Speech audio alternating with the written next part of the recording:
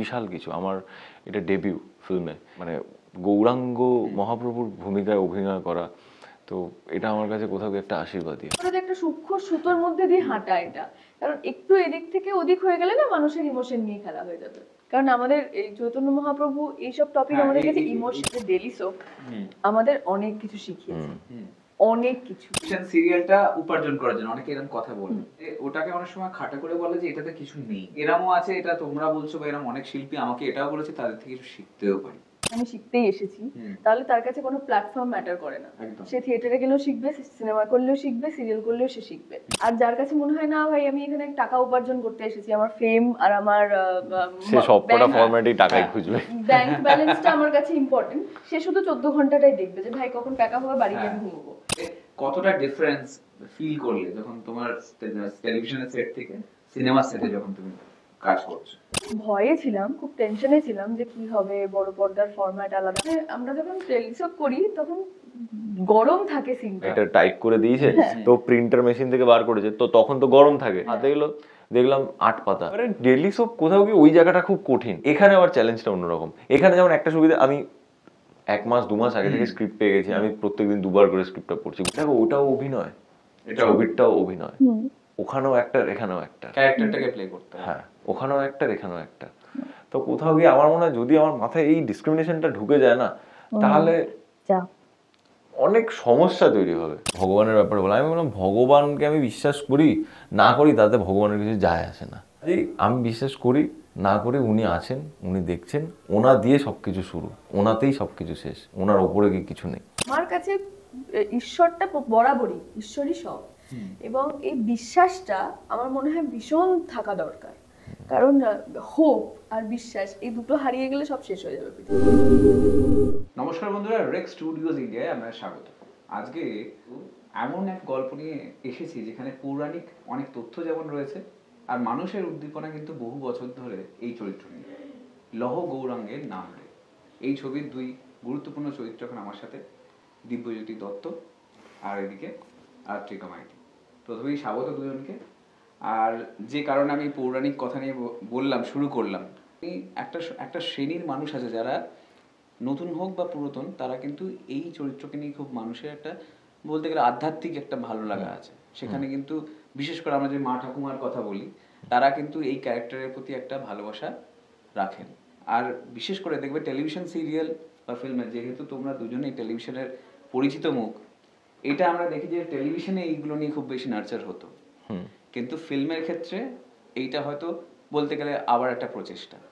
তো আমি দিব্যজ্যোতির কাছে আসবো যে কিভাবে দেখছো এই বিষয়টা, সেখানে তুমিও সেই গৌরাঙ্গ।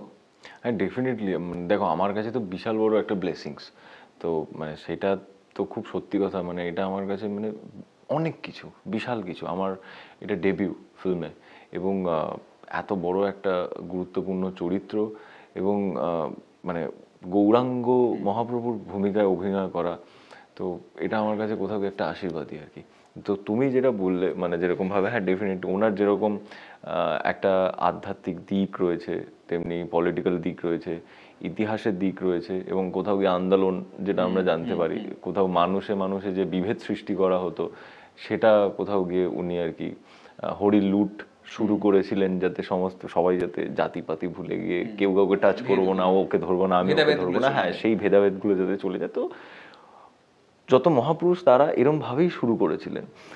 তুমি স্বামী বিবেকানন্দ বলো, রামকৃষ্ণ পরমহংসদেব বলো, তুমি মহাপ্রভুকে বলো, তো আমাদের বাঙালিদের শুধু নয়, মানে আমাদের ভারতীয়দের জীবনে উনি হচ্ছেন স্টার, একজন সুপার হিরো যাকে বলা হয়। তো তার চরিত্রে অভিনয় করতে পেরে মানে আমি সত্যিই, মানে এটা আলাদাই ব্যাপার এটা আমার কাছে, মানে এটা আমার সারা জীবন মনে থাকবে, এবং আমি এখান থেকে অনেক কিছু নিয়ে যাচ্ছি ছবিটা থেকে। তো এটা আমার প্রথম ছবি, তার সাথে আমি একটু টেনসড, একটু নার্ভাস, সেটাও খুব স্বাভাবিক। আর হ্যাঁ, সিরিয়াল, এটা এই সাবজেক্ট নিয়ে সিরিয়াল হয়েছে, এবং রানাদারি সিরিয়ালটা ছিল, কালার্স বাংলায় হতো, তো এটা নিয়ে ছবি হলো, এবং এটা নিয়ে এর আগেও বাংলায় ছবি হয়েছে, বহু পুরো এরকম হয়নি, হ্যাঁ, বাট এরকম ছবি এই প্রথমবার হলো। হ্যাঁ একদমই তাই। এবং এখনকার দিনে দাঁড়িয়ে এই ছবিটার, তুমি যদি আমায় জিজ্ঞাসা করো যে এই ছবিটার ওয়ান লাইনার বলো, হ্যাঁ এই ছবিটা আমরা সবাই জানি যে মহাপ্রভুকে নিয়ে ছবি, কিন্তু এই ছবিটার ওয়ান লাইনার কি কেউ আমরা বলতে পারবো না। ওয়ান লাইনার তার কারণ হচ্ছে এই ছবিটাকে, হ্যাঁ মানে এক লাইনে কোনোভাবে এটাকে ব্যক্ত করা সম্ভব নয়। ওই যে তিনটে যুগ কতটা রেলিভেন্ট একে অপরের সাথে, সেটাই ছবিটা না দেখলে সত্যি বোঝা যায় না। নিজে করেছি বলে বলছি না, আমি স্ক্রিপ্টটা পড়ার পর থেকে বলছি আমি। মানে এই জিনিসটা, এই যে এই স্ক্রিপ্টের পেছনে কতটা মানে প্রত্যেকে খেটেছে, এটা যে তৈরি করা, রিসার্চ করা, যে মানে কাপড় নিয়েও যে রিসার্চ করছে সেও রিসার্চ, মানে সেটা সবকিছু নিয়ে রিসার্চ করা হয়েছে। মানে ওটা আর কি বলে, মানে একদম পুঙ্খানুপুঙ্খ, মানে যাকে বলা হয় আর কি। 2018 থেকে এই ছবিটা বানানোর প্রচেষ্টা চলছে, তো লাস্টে 2025-এ গিয়ে এই ছবিটা রিলিজ হতে চলেছে। তো এটা অনেকের কাছে, মানে আমার কাছে তো বটে, এটা ড্রিম প্রজেক্ট। তো আমার মনে হয়, আমি আশা রাখবো এটা একটা ইতিহাস হয়ে থাকবে। একদমই। আর ত্রিকার কাছে যাবো, যে শনে তুমি পৌঁছে গেছো এই চরিত্রে, সেটা কিন্তু আলাদাই একটা অনুভূতি তৈরি করা, তার সাথে এই সেট, সেই জায়গাটাকে রিক্রিয়েট করা, তো সেটা আবার তার সাথে তুমি স্ত্রী হিসেবে গৌরাবে, তো এটা তোমার কাছে কতটা ব্যক্তিগত দিক দিয়ে স্পেশাল ছিল প্রথম? দেখো, এটা আমার কাছে কতটা স্পেশাল ওটা বলে বোঝানোর মতো না, কারণ আমি ডেবিউ করতে চলেছি, এটা আমার প্রথম ছবি। যেটা ও বললো এতক্ষণ ধরে, এই ফিলিংসটা ওর আর আমার গিয়ে কোথাও গিয়ে এক, কারণ ওরও ডেবিউ, আমারও ডেবিউ, সৃজিতদার হাত ধরে এরকম একটা প্রজেক্ট, যেটা নাকি একটা পিরিয়ডিক ড্রামা, যেটা সেরকম একটা প্রজেক্টের অংশ হতে পেরেছি, পার্ট হতে পেরেছি, এটা ভীষণই গুরুত্বপূর্ণ, মানে ভীষণ ব্লেসড তার জন্য আমরা। ইভেন একটা কথা আমি বলতে চাই, যদি আজকে এই ছবিটার পার্ট আমি নাও হতাম, আমি অডিয়েন্স হিসেবেও কিন্তু এই ছবিটাকে প্রচন্ডভাবে মানে অ্যাপ্রিসিয়েট করা, এনকারেজ করতাম প্রচন্ডভাবে, এবং আমার হলে গিয়ে দেখার ইচ্ছে হতো, কারণ আমাদের সবারই মনের মধ্যে না এই টপিকগুলো নিয়ে অনেক কিউরিওসিটি থাকে, অনেক কোয়েশ্চেন্স থাকে, যেগুলো নিয়ে সবসময় ছবি হয় না। আর বিশেষ করে এরকম ড্রামা, এরকম হিস্ট্রি নিয়ে সিনেমা, যেটা সবার মানে একদম পারিবারিক, সবার একদম শূন্য থেকে, মানে একদম ছোট থেকে বড় সবার ভালো লাগে, মানে এরকম সিনেমা অ্যাকচুয়ালি দেখা যায় না, মানে এটা তৈরি হয় না একদম। মানে এটা হচ্ছে 100টার মধ্যে একটা সিনেমা এরকম তৈরি হয়, তারও বেশি হবে। হ্যাঁ, মানে ওই আর যেটা আমি শুরুতেই বলছিলাম, এই চ্যালেঞ্জেস গুলো অনেক সময় দেখি যে টেলিভিশন সিরিয়ালে নেওয়া হয়েছে, সেখানে আধ্যাত্মিক পৌরাণিক ক্যারেক্টার গুলোকে মানুষ নিয়ে হচ্ছে ঘরে ঘরে পৌঁছে যায় সিরিয়াল, তো সেখানে সেই জায়গাটা আমরা দেখছি যে এটা হয়তো এবার ফিল্মের ক্ষেত্রেও তোমাদের নিয়ে হয়তো সেই রিসার্চটা করা হয়েছে। হ্যাঁ, আর হ্যাঁ ডেফিনেটলি। আর একটা বিষয় যে এখানে সব রকম মানে মশলা বলে না, ফিল্মের মশলা, সব রকম মশলা পাওয়া যাবে, যেটা না শুধুমাত্র যে আমরা 1500-তে আছি ওই যুগের জিনিস দেখা হবে তা না, আমাদের 1500, আমাদের 1900, আমাদের প্রেজেন্ট টাইম, আমাদের এখন তিনটে লেয়ার, যেখানে আধুনিক এবং পুরনো সেকেলের একটা সংমিশ্রণ রয়েছে, যেটা একটা ভীষণ ইন্টারেস্টিং পার্ট এই সিনেমাটার, যেখানে আমরা এক একটা চরিত্রকে কোথাও গিয়ে দেখবো সেই ভাষায় কথা বলতে, সেই পুরোনো দিনের পোশাক পরে, সেই পুরোনো দিনের সবকিছু, আবার সেই মানুষটাই দেখা যাবে হয়তো তারা কোনো না কোনো ভাবে কানেক্টেড। হ্যাঁ, সেই মানুষটা আজকের দিনে থাকলে কিভাবে ব্যবহার করতো, তাদের ভাবনা চিন্তা কিরকম হতো, সেটাও, যেটা ঈশাদি, ইন্দ্রনীলা ওই পার্টটা যেটা করেছে, সুস্মিতা দি, ওরা সবাই, যে আজকে যদি সত্যি চৈতন্য মহাপ্রভুকে নিয়ে সিনেমা হয়, তাহলে কি কি রিসার্চ একটা ডিরেক্টর করবে, যেটা আমরা আমাদের ছবির মধ্যেও দেখিয়েছি। তো সেই অরিজিনাল চৈতন্য দেব হয়েছে, ওর অরিজিনাল মানে 1500 শতাব্দীটা আমরা করেছি, সেইটা ভীষণ আমরা ব্লেসড ডেফিনেটলি। আর অনেক রকম রিসার্চার বলতে পারো যে একটা সূক্ষ্ম সুতোর মধ্যে দিয়ে হাঁটা এটা, কারণ একটু এদিক থেকে ওদিক হয়ে গেলে না মানুষের ইমোশন নিয়ে খেলা হয়ে যাবে, কারণ আমাদের এই চৈতন্য মহাপ্রভু এইসব টপিক আমাদের কাছে ইমোশন, এটা মানুষের ইমোশন আর সেখানে এফেক্ট করতে পারে একদম। আর তোমাদের দুজনের ক্ষেত্রে একটা সহজ হয়ে দাঁড়ায় কিছু জিনিস প্রশ্ন করা যায়, যে দুজনেই আছো যেহেতু, টেলিভিশন একটা দুনিয়া যেখানে তোমরা বিচরণ করেছো এত বছর, তোমাদের এখানে অবাধ বিচরণ এত বছর ধরে রয়ে গেছে আর মানুষ গ্রহণ করে নিয়েছে, যেটা শুরুতে ওটাও বলেছিলাম, কিন্তু কি ডিফারেন্স দেখতে পাও যেখানে সিনেমায় কাজ করা, যখন তোমার কাছে ডেবিউ বললে, তুমিও কাজ করছো, সেখানে সিরিয়ালের সেট থেকে সিনেমার সেট কোন দিক দিয়ে আলাদা দুজনের কাছে? যে কোনো একজন শুরু করতে পারে। শুরু করব? হ্যাঁ, তুমি বলো না। তুমি শুরু করো। লেডিস ফার্স্ট, চলো। আমি ফার্স্টেই যে কথাটা বলবো, যে ডেইলি সোপ আমাদের অনেক কিছু শিখিয়েছে, অনেক কিছু। মানে ডেফিনেটলি এই ক্রিটিসিজমটা খুব হয়, আমি মানে ইন্টারঅ্যাক্টিভ ভাবে বলছি জিনিসটা, যে টেলিভিশন সিরিয়ালটা উপার্জন করার জন্য, অনেকে এরকম কথা বলে, আমি বলছি সেটাও রিয়েল, এটা না যে সেটা উপার্জন হয় না, বাট এটা হয় যে ওটাকে অনেক সময় খাটা করে বলে যে এটাতে কিছু নেই, এরকমও শোনা গেছে। এটা আমরা এত বছর ধরে ইন্টারাকশন করেছি, বহু মানুষ বলেছে, কিন্তু সেখানে এরমও আছে, এটা তোমরা বলছো বা এরকম অনেক শিল্পী আমাকে এটাও বলেছে, তাদের থেকে কিছু শিখতেও পারি। এই যেটা তুমি এখন বলো, দেখো আমার মনে হয় পুরোটাই এটা পার্সপেক্টিভের উপর ডিপেন্ড করে। যদি কেউ ক্রিয়েটিভ হয় আর যদি কারোর শেখার ইচ্ছে থাকে, যদি কারোর ভিশনটা ক্লিয়ার থাকে যে আমি শিখতেই এসেছি, তাহলে তার কাছে কোনো প্ল্যাটফর্ম ম্যাটার করে না। সে থিয়েটারে গেলেও শিখবে, সিনেমা করলেও শিখবে, সিরিয়াল করলেও সে শিখবে। আর যার কাছে মনে হয় না ভাই আমি এখানে টাকা উপার্জন করতে এসেছি, আমার ফেম আর আমার সে সবকটা ফরম্যাটেই টাকাই খুঁজবে, ব্যাংক ব্যালেন্সটা আমার কাছে ইম্পর্টেন্ট, সে শুধু 14 ঘন্টাটাই দেখবে যে ভাই কখন টাকা হবে, বাড়ি গিয়ে আমি ঘুমবো। সেটা শুধুমাত্র পার্সপেক্টিভ। হ্যাঁ, সেটা শুধু পার্সপেক্টিভের উপর ডিপেন্ড করে না। এরকমও হতে পারে যে না প্রচুর জমিয়ে নি বাবা, এরপরে কি হবে না হবে আমি জানি না, এটা। আর কেউ দেখবে খেটে যাচ্ছে কিন্তু জমাতেই পারছে না, কারণ তার লক্ষ্যের প্রতি সে এতটাই নিবিড়, কখনোই এই ভাবনাটা তার মাথাতেই আসেনি যে 10 বছর পরে আমি এটা করবো না, কারণ তার কাছে ভিশনটা ক্লিয়ার, শিখতে চায়। তো সেই জায়গা থেকে আমার মনে হয় যে টেলিভিশন আমাকে প্রচন্ড শিখিয়েছে। আলটিমেটলি টেলিভিশনের জন্যই রানাদার সাথেও আমার পরিচয়, সৃজিতদার সাথেও আমার পরিচয়। আমাদের কাজ দেখেছে বলে নয়তো আমার কোথায় আলাপ, কোথায় এমনিতেই আমি শুটিং ফ্লোর আর বাড়ি ছাড়া ও তাই টেলিভিশনে সেই আলোটা দেখি। হ্যাঁ, তো আমরা ক্যামেরার সামনে প্রত্যেকদিন প্রতিনিয়ত, যদি কারোর মধ্যে ইচ্ছে থাকে, একটা একটা জিরো মানুষও প্রত্যেক দিন 14 ঘন্টা কাজ করতে করতে অনেক কিছু শিখতে বাধ্য। এটা মানুষ দরজার বাইরে বেরোলেই অনেক কিছু শেখে। হ্যাঁ, এক্স্যাক্টলি। আর আমি যে বিষয় থেকে আমি খুব সিরিয়াস বিষয়ে চলে গেছিলাম, কারণ আমি সব শুনেছিলাম বলেই কথাটা বললাম, আর নানান রকমের কথা আলোচনা হয়, বাট আমি ওই বিষয়টাই ফিরে আসবো যে কতটা ডিফারেন্স ফিল করলে যখন তোমার টেলিভিশনের সেট থেকে সিনেমার সেটে যখন তুমি কাজ করছো। আমি সত্যি কথা বলতে ফিল করিনি, একদমই করিনি, জানো তো, কারণ কোনো পার্থক্য মনে হয় না। আমার খুব ভয়ে ছিলাম, খুব টেনশনে ছিলাম যে কি হবে, বড় পর্দার ফরম্যাট আলাদা, অভিনয় ঠিকঠাক করতে পারবো কিনা।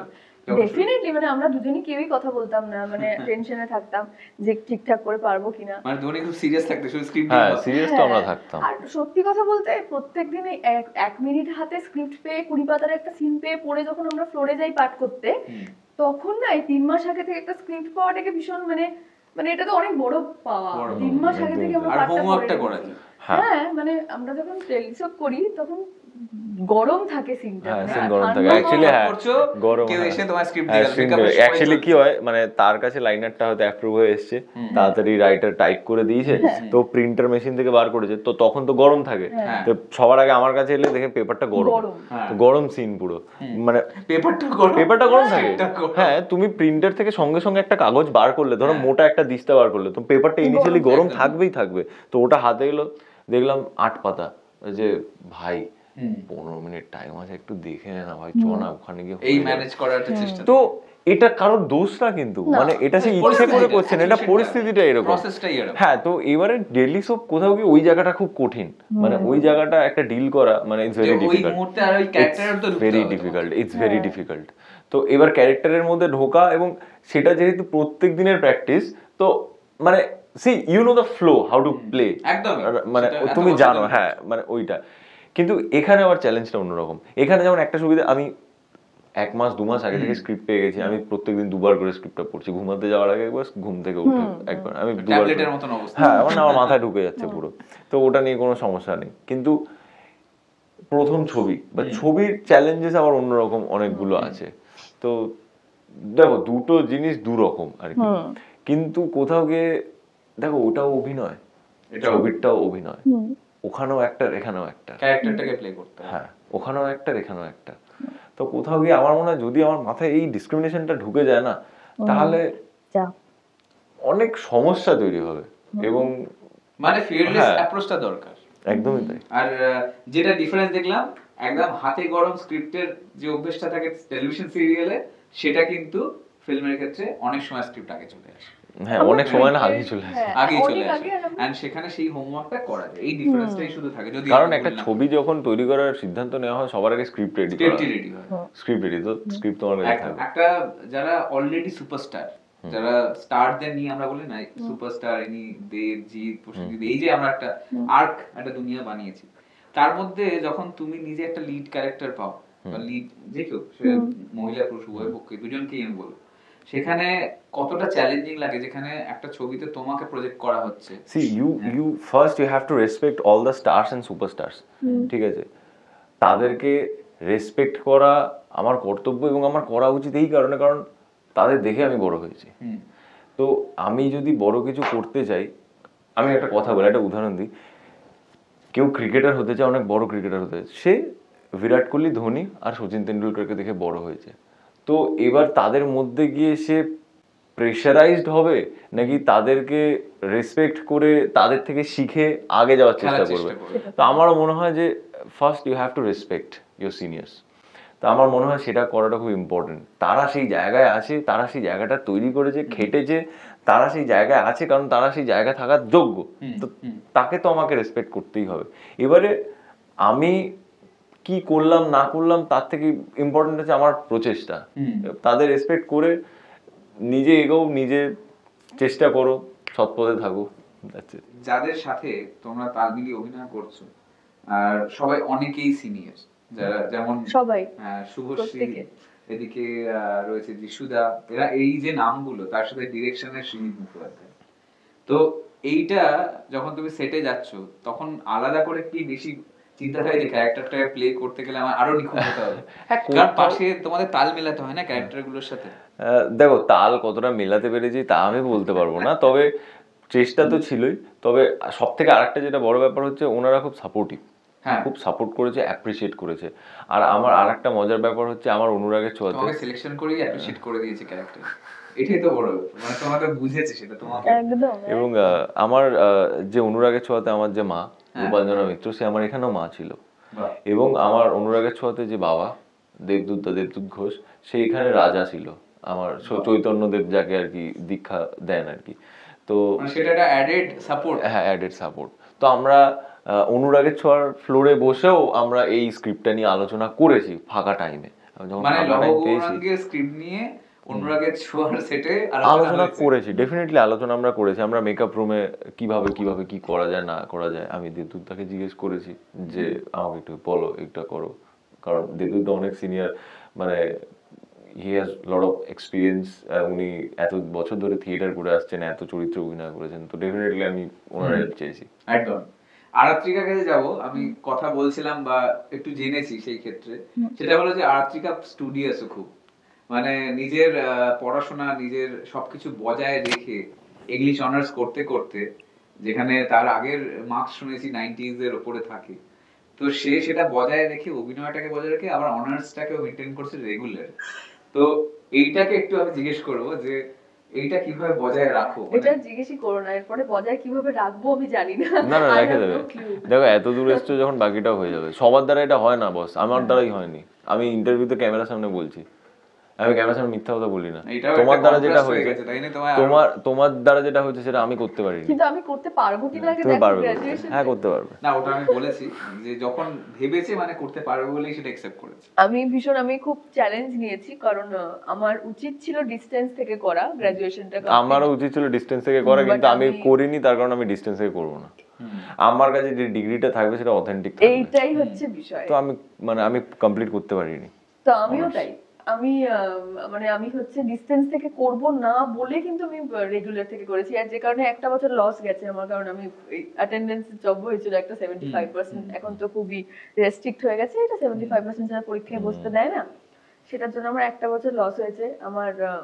আমার এই বছর সেকেন্ড ইয়ার হওয়ার কথা ছিল, ফাইনাল এক্সাম দেওয়ার কথা ছিল, সেটা না হয়ে আমি ফার্স্ট ইয়ারে পড়ছি, কিন্তু রেগুলারে করছি, জানি না কি হবে। এখন অবধি যতগুলো পরীক্ষা দেওয়ার গিয়ে দিয়ে এসেছি কলেজে, তবে ভবিষ্যতে কি করে এটাকে পারসিউ করব আই হ্যাভ নো আইডিয়া। এইখান থেকে আরেকটা জিনিস জিজ্ঞেস করবো, এবার ক্যারেক্টারে ঢুকবো, সেটা হলো যে আমি প্রথমে শুরু করছিলাম টেলিভিশনের 2 ক্যারেক্টার সিনেমা, তো সেখানে যখন খুব বড় স্টার উল্টো দিকে থাকে, হয়তো তোমার বিরুদ্ধে বা তার বিরুদ্ধে, যে কোনো উল্টো দিকে যদি থাকে, সেখানে একটা চিন্তা থাকে তার সাথে আমার ব্যালেন্স করতে হবে। কিন্তু যখন দেখছো দুনে টেলিভিশনেরই একটা দুনিয়া, যারা নিজেরাও নিজেদের একটা জায়গা খুঁজছে বা তৈরি করছে, বা একে অপরকে আগে থেকে চিনি বা কাজ করেছি বা আগে দেখা হয়েছে, কথা হয়েছে, তো সেইটা অনেকটা এই ক্যারেক্টার প্লে করতে গিয়ে দুজনের কেমিস্ট্রিটাকে আরো সাজাতে সাহায্য করেছে। ডেফিনেটলি 100%।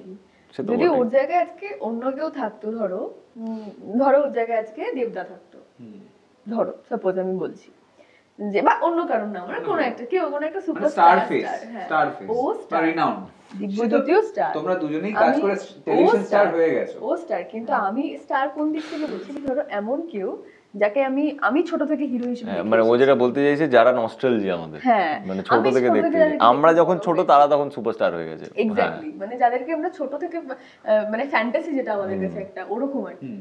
ওই ওয়ার্ল্ড থেকে যদি কোনো একটা মানুষ থাকতো, তাহলে আমি এই ছোট ছোট ডিসকাশন গুলো করতে পারতাম না, যে আমি কোনো সুপারস্টার থাকলে বলতে পারতাম না সৃজিতদাকে কি করে বলবো। এবং ওটা প্রথমত না এটা হয় যেটা মানে আমারও হয়েছে লাইফে স্টাক হয়ে যাওয়া, যেটা হ্যাঁ, হ্যাঁ।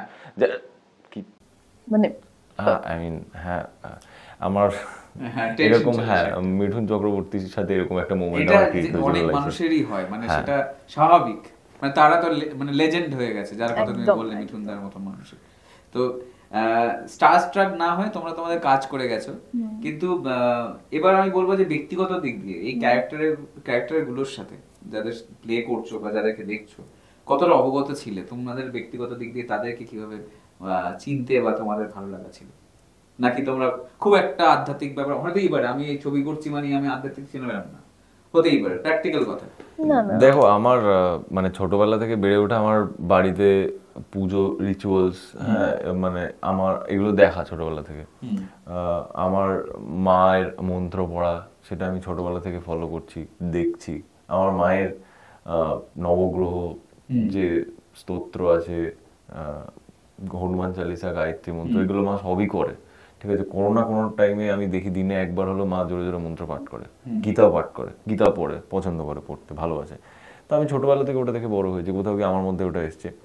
বাট এইবার এটা শুধু দেখলেই হয় না, মানে অনেক সময় কি হয়, ওটা তোমাকে অ্যাট্রাক্ট করে। তো আমার মনে হয় যে আধ্যাত্মিকতা আমাদের মধ্যে রয়েছে, তো সেটাকে আমাদের শুধু ডেভেলপ করতে হয়। আমি এখানে নাস্তিক আর আস্তিকের কথা বলছি না, ঠিক আছে। কেউ নাস্তিক মানেই যে সে খারাপ বা তাকে আমি পছন্দ করি মানে না, এটা একটা আপব্রিঙ্গিং এর ব্যাপার, যেটা আমরা দেখে বলবো। হ্যাঁ। এবারে আমার কথা যে কেউ নাস্তিক হতেই পারে, আমার তার প্রতি কোনো মানে ঘেন্না বা নেগেটিভিটি নেই, সেটা তার বিশ্বাস, সেটা হতেই পারে। আমার কাছে আমার বিশ্বাস, আমার আধ্যাত্মিকতা। কাজে আমি যেমন আমাকে যদি জিজ্ঞেস করো তুমি ভগবানের ব্যাপারে বলো, আমি বললাম ভগবানকে আমি বিশ্বাস করি না করি তাতে ভগবানের কিছু যায় আসে না, ঠিক আছে। আমি যদি চোখ বন্ধ করে আলোটাকে না দেখতে পাই, আলোটার প্রবলেম না, আমার চোখের প্রবলেম। কাজেই আমি বিশ্বাস করি না করি উনি আছেন, উনি দেখছেন, ওনা দিয়ে সব কিছু শুরু, ওনাতেই সব কিছু শেষ, ওনার ওপরে গিয়ে কিছু নেই। তো এটা আমার বিলিভ, এটা আমি বিশ্বাস করি। আর আরতিকার কাছে কি? ও যেরকমটা বললো যে ছোটবেলা থেকে আমারও ওরকম একটা মানে আধ্যাত্মিক পরিবেশে বড় হওয়া। আমি ছোট থেকে দেখেছি আমার মাকে লক্ষ্মীর পাঁচালি পড়তে, প্রত্যেকটা পুজো আমার বাড়িতে হতে, ভোগ হতে, প্রত্যেকটা পুজোতে উপোস করতে, পূর্ণিমা মানতে, এগুলো দেখেছি ছোট থেকে। তো ইভেন আমিও মানে আমার যখন জ্ঞান যবে থেকে এসেছে তবে থেকে ধরো আমি একটু এই পুজো পার্বণ, তো আমার তো শুটিং থাকে এখন, যতটা সম্ভব হয় করি। তো সেই জায়গা থেকে আমার কাছে ঈশ্বরটা বরাবরই ঈশ্বরই সব, এবং এই বিশ্বাসটা আমার মনে হয় ভীষণ থাকা দরকার। কারণ হোপ আর বিশ্বাস এই দুটো হারিয়ে গেলে সব শেষ হয়ে যাবে পৃথিবী থেকে।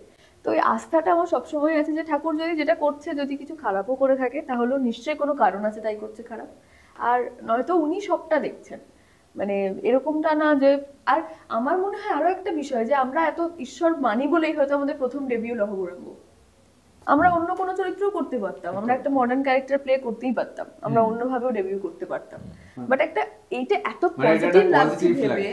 ভীষণ পজিটিভ লাগছে যে আমার প্রথম ডেবিউ একটা এরকম একটা চরিত্র, যে চরিত্রগুলো ভগবান, মানে এটা একটা ভীষণ পজিটিভ ব্যাপার। কারণ বলে না আমরা আমরা ছোট থেকে যারা এই পুজো পাশা নিয়ে বড় হই, তাদের সবকিছুর আগে একটু পুজোটা হলে ভালো হয়। একদম পুজোটা সব মানে নারকেলটা প্রথম ছবিতেই ফাটালে। মানে হ্যাঁ কোনো মানে শুভ কাজে যাওয়ার আগে একটু ধূপ দেখি, কোনো ঠাকুরকে একটু মানে পুজো শুভ করে। কাজ শুরু হওয়ার আগে বা কিছু করার আগে ওনাকে অর্পণ করা বা অর্পণ করাটা খুব দরকার। সেরকম একটা জার্নি আমরা শুরু করতে চলেছি বড় পর্দায়। এই সেই শুরুটা এরকম একটা চরিত্র যেটা শুধু ঠাকুরের আশীর্বাদ ছাড়া সম্ভব না। একদম। তো এইটা। আর এই দুই ডেবিউটেন্ট, সিনেমার ডেবিউটেন্ট বলবো, যে তাদের এই সিনেমায় ডেবিউটেন্ট হওয়া সত্ত্বেও তারা তো একটা জায়গা রাখে ধারাবাহিকে, সেখানে তুমি হয়তো ধারাবাহিকে নেই, করছো না, তুমি করছো, কিন্তু এটা তোমাদের দুজনকেই প্রশ্ন যে সিনেমা কাজ পরপর পাওয়া, আর সেটা পাওয়ার যদি অভ্যেস হয়ে যায়, তখন কি একটু ধারাবাহিক থেকে দূরে থাকার পরিস্থিতি চলে আসে? তোমাদের দুজনকেই বলবো। দেখো আমি এত বছর ধরে ধারাবাহিক করছি এবং আমাদের ধারাবাহিকটা শেষ হয়ে গেছে কিছুদিন আগে, অনুরাগের ছোঁয়া, এবং এই ছবিটা শুটিং শেষ করার 2 মাসের মধ্যে আমার আর কি ক্যারেক্টারটা এন্ড হয়ে যায়, গল্প চেঞ্জ হয়ে যায়, সব কিছু হয়। তো তার মানে এটা নয় যে আমি ধারাবাহিক থেকে বেরিয়ে গেলাম, আমি তো এখন শুধু ছবি করব, হ্যাঁ আমি তো ছবিতে চলে এসেছি, ধারাবাহিক কেন করব, এইসব ব্যাপার নয়। আমি ভালো কাজ করতে চেয়েছি, আমার কাছে ওটাও কাজ এটাও কাজ, আমার কাছে দুটোই ইম্পর্টেন্ট। আমি ওটা যদি মন দিয়ে না করি আমাকে খারাপই বলা হবে, আমি যদি এটা মন দিয়ে না করতে পারি আমাকে খারাপই বলা হবে। প্র্যাকটিক্যাল। তোমার? আমার কাছে চর্চায় থাকাটা ইম্পর্টেন্ট। আমি ওই যে বলে না যে out of sight out of mind, ব্যাপারটা ঠিক সেরকম আমার কাছে। কারণ আমি যদি, আমার কাছে কাজের মধ্যে থাকাটা ইম্পর্টেন্ট, সেটা ধারাবাহিক হোক সিনেমা হোক। আমি আমার একটু বাড়িতে থাকলে আমার মনে হয় আমার অভ্যেসটা ব্রেক হয়ে যাচ্ছে। আমরা প্রত্যেকদিন কিন্তু একটা ডেলি রুটিনের মধ্যে থাকি, এই স্ক্রিপ্ট পড়াই মাঝে মাঝে ভীষণ হেক্টিক হয়ে যায়। কিন্তু বিশ্বাস করো ওই হেক্টিকটা যে আমাদের, এই হেক্টিক শিডিউলটা যে আমাদের কি পরিমাণে শেখায়, সেটা যখন আমরা কোনো ছবি করতে যাচ্ছি যেটা ধরো অনেকদিন আগে থেকে প্রিপেয়ার্ড হয়েছি, তখন গিয়ে বুঝতে পারি যে এটা তো পুরো মনে হচ্ছে ফাঁকা মাঠ, ফাঁকা মাঠে গোল দেওয়ার মতো বিষয়টা। কারণ আমরা ইনস্ট্যান্ট সবটা করে এতটাই, তো সেই জায়গা থেকে আমার কাছে কাজে যাওয়াটা, প্রত্যেকদিন অভ্যেসটা থাকা, চর্চা থাকাটা ইম্পর্টেন্ট।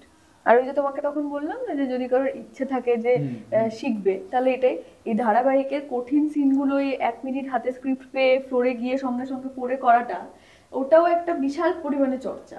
স্ক্রিপ্ট মুখস্থ বলো, অ্যাক্টিং বলো। আর সবসময় না এরকম এই ক্লোজ কাট করে কাট হবে 14 ইঞ্চি, এটা হয় না। মানে এটা অনেকের ধারণা থাকে যে এ তো মেগা করে, এরা তো সুন্দর যায় সেজে গুজে পাঠ করে চলে, তা নয়। আমাদেরও টানা টানা সিন যায়, আমাদেরও কম্পোজিশন, লাইট মার্ক রাখা, তোমার এই সেট দেখা, এই করা, আমাদের পজিশন মেনটেন করা, সবটা মাথায় নিয়ে করতে হয়।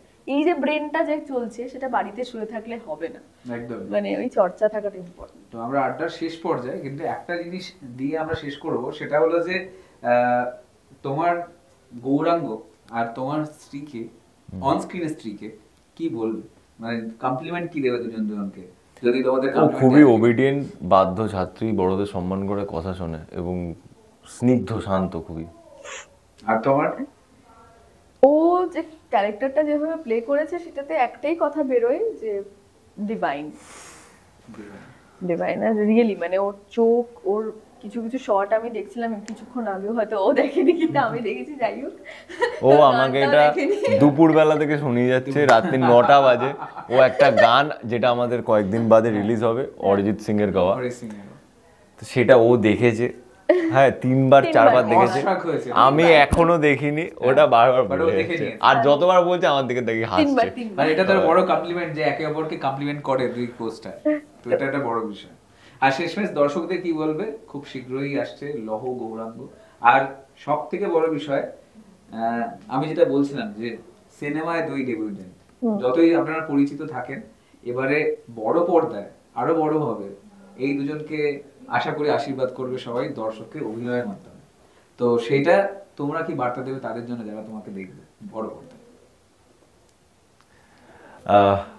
আমাদের এইটুকুই রিকোয়েস্ট থাকবে যে আপনারা এই 25শে ডিসেম্বর 2025, বছরটা প্রায় শেষই হয়ে গেল, তো শেষটাও যাতে ভালো হয়, শেষটা আরও ভালো হোক, আপনাদের এটুকু কামনা করব। 25শে ডিসেম্বর আমাদের ছবি লহ গৌরাঙ্গের নামে আসতে চলেছে সিনেমা হলে। আপনারা যান, ছবিটা দেখুন, সপরিবারে দেখুন, বন্ধুবান্ধবদের নিয়ে যান, ফ্যামিলি নিয়ে যান, সবাইকে নিয়ে যান, ছবিটা দেখুন, আপনাদের ভালো লাগবে। শুধু নিজে করেছি বললে নয়, এই ছবিটা, ও একটু আগে বলছিল, ও যদি ছবিটার অংশ নাও হতো তাহলেও দর্শক ওই ছবিটাকে প্রচণ্ড সাপোর্ট করতো, কারণ এই ছবিটাকে সাপোর্ট করার মতোই ছবি। কিছু ইতিহাস, কিছু জিনিস আমাদের মনে হয় জেনারেশন বাই জেনারেশন জানা দরকার এবং সেই জিনিসটাকে এগিয়ে নিয়ে যাওয়া দরকার।